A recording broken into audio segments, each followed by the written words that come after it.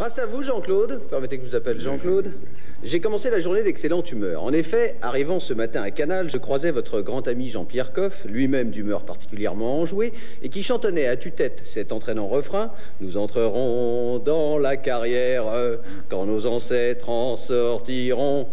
Oui. On va pas vous N'allez cependant pas croire que mon esprit lubrique me poussa alors à mal interpréter ces paroles, puisque je m'interdis d'en déduire que Jean-Pierre, ayant découvert les vertus de la patience, se serait décidé enfin à attendre sans piper que des amis plus âgés que lui en aient fini avec vous. Non.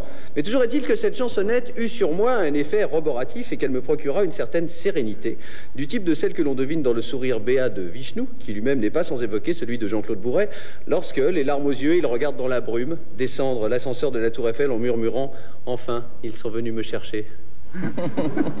D'ailleurs, vous l'avez, je l'espère, remarqué, j'ai fait des efforts vestimentaires pour accorder la nature des propos qui seront tenus ici ce soir à l'état de bonheur intérieur qui m'habite. Vous venez nous parler du Mahabharata, Jean-Claude.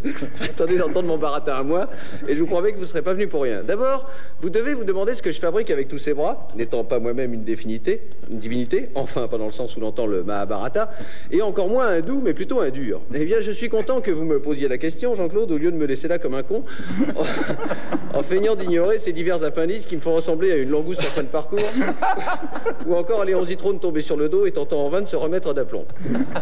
Je vais donc vous expliquer et vous livrer un effrayant secret. En fait, ces 6 bras sont tous à moi, et d'ordinaire, par peur des sarcasmes revanchards que ne manquerait pas de m'infliger Philippe, pour l'avoir persécuté à propos des fantaisies que la nature s'est permises à son endroit, d'ordinaire, disais-je, je les comprime sous un étroit gilet, n'en laissant dépasser qu'une paire. Une belle paire, mais une paire quand même. Rien à voir, cependant, avec la célèbre gaine de Gloria Lasso, qui, mieux que comprimée, contient à la manière d'un barrage hydraulique. D'ailleurs, chaque soir, son voisin du dessous n'a-t-il pas coutume d'hurler à son épouse au moment tragique où elle dégrave tout, avec les enfants, elle nous rejoufferait juste. C'est drôle, ça. Mais je m'éloigne. Revenons donc à mes bras, et permettez-moi de vous expliquer l'usage que j'en fais. Le mien, celui-ci, voilà, c'est mon préféré, puisque c'est grâce à lui que, soir après soir, je brosse le portrait de notre invité. Comme c'est le pinceau de mon esprit, je l'ai surnommé Prof.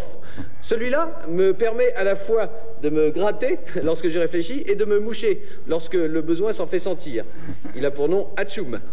Avec celui-là, je manifeste aux automobilistes mon mécontentement lorsqu'ils me font des queues de poisson sur le périphérique. Voilà pourquoi je l'ai baptisé Grincheux.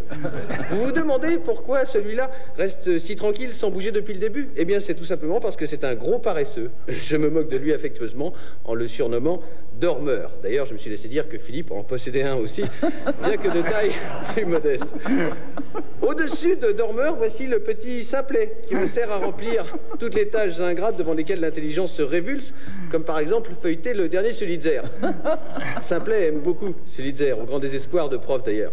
Et puis Timide, le plus sage et le plus stoïque de tous, qui s'est mis à la pipe depuis le passage sur ce plateau de Brigitte Lahaie. Enfin le 7e, que vous ne voyez pas parce que je suis assis, et que j'ai surnommé Joyeux pour des raisons sur lesquelles je ne m'étendrai pas ce soir, puisqu'il y a des enfants devant le poste.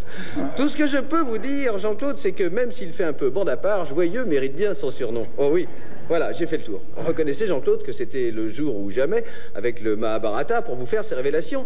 Et moi, enfin, grâce à vous, je vais pouvoir rentrer chez moi la tête haute et les mains en l'air, en fredonnant à mon tour un entraînant refrain. Attention, Prof, Hatchoum, Grincheux, Dormeur, Simplet, et toi aussi, Joyeux. Vous êtes prêts? Allez, on y va. Eh oh, on rentre du boulot.